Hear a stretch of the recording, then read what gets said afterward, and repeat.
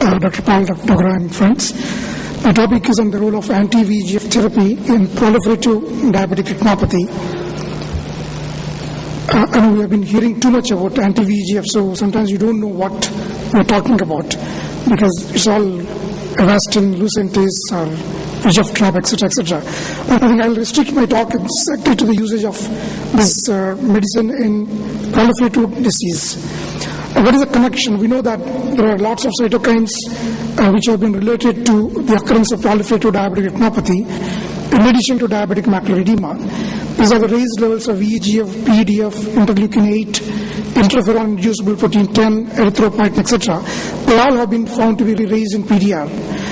And they have also shown that following a successful vitrectomy with stabilized diabetic retinopathy, the levels of VEGF, PDF, and erythropoietin have been found to be reduced. In other words, in an inactive disease, they are not continuously liberated into the vitreous cavity. So, based on this, the pharmacotherapy would evolve. And as of today, we still have only medicines to control VEGF levels, but not the others. So, as a treatment for retinal neovascularization, it seems to appeal to the common sense logic that if we can induce a regression of new vessels by injecting the drug, why destroy the retina? The same analogy for ROP, why destroy the peripheral retina? But all anti-VEGF agents have shown an initial promising result, a good regression of new vessels, but has never been sustained. The recurrence is almost universal in about 2 weeks to 3 months. And the durability of what is achieved with PRP has never been duplicated with anti-VEGF agents. So nobody really prefers to use anti-VEGF drugs as a treatment of choice to deal with proliferative diabetic retinopathy in lieu of laser photocoagulation. There are a few reports which showed a persistence of benefit for persistent new vessels. That means it is different from using that as a primary treatment of choice. However, severe PDR, by this I mean a very florid disease which doesn't respond on to laser photocoagulation. They have shown, some studies have shown significant therapeutic effect on active progressive PDR despite laser, and in which case there have been significant resolutions in vitreous hemorrhage. We will talk about the risk for TRD a little later. TRD definitely can occur or progress shortly after injection of Avastin in about 5.2% of cases in a mean of 13 days. This is something you keep in mind whenever you inject Avastin in patients with proliferative diabetic retinopathy. Can we treat patients with vitreous hemorrhage with intravitreal injection? So before we inject the drug, let's ask ourselves a question. What is the efficacy of anti-VEGF drug in resolving vitreous hemorrhage? Perhaps none. So the positive effect of the drug on vitreous hemorrhage is in reducing the risk of recurrent bleeds, but not on the actually present RBCs in the vitreous cavity. So those clear by themselves, but what the drug is doing is in reducing the risk of recurrent hemorrhages, and hence overall you tend to get greater and faster clearance of the vitreous hemorrhage.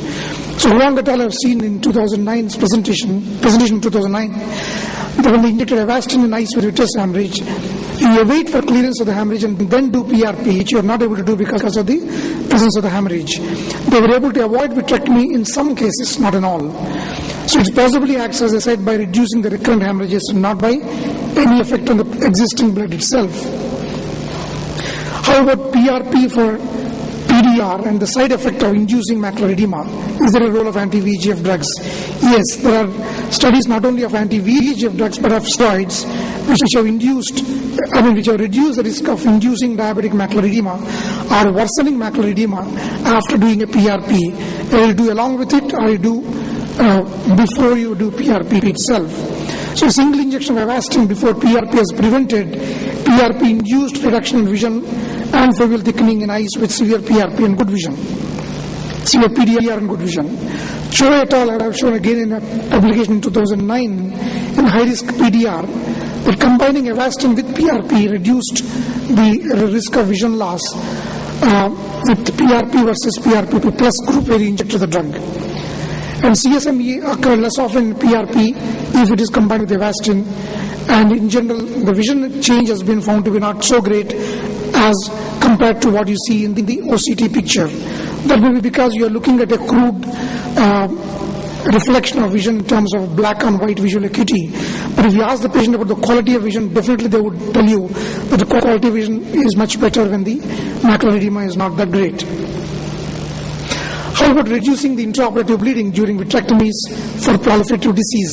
Again, it is not necessary in all cases of diabetic vitrectomies where surgery is required, but in a few cases where the disease is relatively florid, has not had good amount of laser photocoagulation in the past, requiring a lot of dissection, perhaps injecting Avastin or anti-VEGF drugs a week before would make your surgery easier, less bloody, and also reduce the risk of, reduce the surgical time, because the amount of time you require could be significantly increased if there is significant intraoperative bleeding. So the operative bleeding and surgical time in these two studies, in this study, where they have analyzed this data. They have also shown that intravitreal bevacizumab at the end of a diabetic vitrectomy reduces the risk of postoperative vitreous hemorrhage in a comparative study. In neovascular glaucoma, definitely it is very, very useful, because many of these eyes used to be lost in the past, ending up with no PL, despite your cyclophotocoagulation and whatnot. But with anti-VEGF drugs, a lot of these eyes are now considered saved, because you are getting a time, an opportunity to treat the retina effectively with laser photocoagulation, maybe peripheral retinal ablation with cryotherapy if necessary, along with an anti-VEGF drug. And along with PRP and even anti-glaucoma surgeries, including tube implants, we are able to salvage many of these eyes with functional vision, mind you, not just NPL, comfortable eye, but these are eyes with functional vision. What about post-vitrectomy vitreous hemorrhage? The incidence has varied between 27.9% to 94.7%, depending upon at what stage after surgery you have evaluated the occurrence of vitreous hemorrhage. We had a study of 120 eyes studied over a period of 18 months, in which we found that the incidence of rebleed after vitrectomy was 24.8% within the first 6 weeks. And subsequently, the incidence reduces, but again between 6 weeks to 6 months, but beyond 6 months again it increases to about 5.8%. Mostly in these cases you find even on a re-op, but the source of bleeding is unidentified. It's not there's a new vessel identified from the retinal surface. It's very rarely only that you find a source of bleeding from the surface of the retina.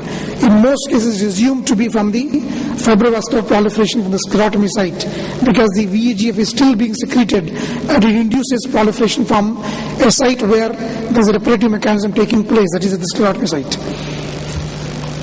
We found in a study of UBM of the sclerotomy sites that we could divide these sclerotomy sites into these 5 categories based on what it looks like on the UBM. And we found that the fibrovascular proliferation of the sclerotomy site has been significantly linked with the occurrence of rebleeds in this study. So what is the downside of using anti-VEGF drugs in PDR? One, it can precipitate TRD. There is 18% incidence of progression of pre-existing TRD, and 82% of these TRDs can occur within the first 5 days after injection. So you'll be surprised that somebody who looks pretty good with 6/9 vision, because the macula is okay, and you inject anti-VEGF drugs, comes back with a macula off, a retinal detachment, because not only is the traction exaggerated, but it can precipitate retinal breaks at the junction of the fibrovascular proliferation and the detached vitreous gel. It can also result in subretinal bleeds due to micro breaks caused by the traction. These bleeds can percolate into the submacular space, forcing you to do early surgery on these patients. There is one study which has not been duplicated or accepted upon by everybody, wherein the Avastin could increase the foveal avascular zone and potentially increase the ischemia of the retina. Ushida et al. Have shown that when they have used preoperatively Avastin, they have not found any deleterious effect on the visual recovery, proving the point that perhaps it does not have any bad effect on the macular function. So in conclusion, anti-VEGF drugs have definite and important role to play in the management of DME, which you have heard in the morning, and in neovascular glaucoma secondary to diabetic retinopathy. But for proliferative disease, the laser still remains the first step in the treatment. However, it does have a role to play. It may reduce the need for vitrectomy in selective eyes with vitreous hemorrhage, where you have proved ultrasonographically there is not significant traction. Coupled with PRP, anti-VEGF agents can reduce the risk of precipitating or worsening DME. And coupled with surgery, they can reduce the risk of intraoperative hemorrhage, early postoperative hemorrhage, as well as late postoperative hemorrhage by injecting it immediately after surgery. It can be used as a selective treatment for case of recurrent vitreous hemorrhage as well. But it means somebody comes with recurrent bleed, you don't have to reoperate immediately. If you inject anti-VEGF drugs, it's perhaps possible that the blood will clear spontaneously because you're reducing recurrent hemorrhages into the vitreous cavity. And once the hemorrhage clears, you always have a chance to add more laser ablation if required. Thank you very much for your attention.